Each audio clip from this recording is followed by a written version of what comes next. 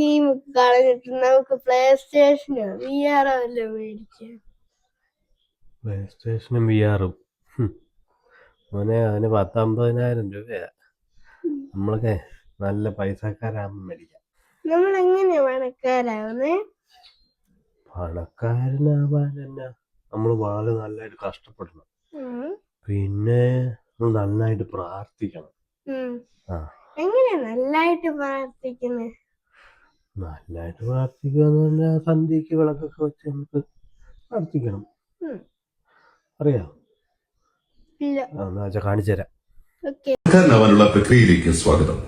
ആദ്യം വിളക്കെടുത്ത് വെക്കുക, അത് കത്തിക്കുക. കത്തിക്കുമ്പോൾ തീപ്പെട്ടി കൊണ്ട് കത്തിക്കാൻ പ്രത്യേകം ശ്രദ്ധിക്കുക. ലൈറ്റർ ഉപയോഗിക്കരുത്.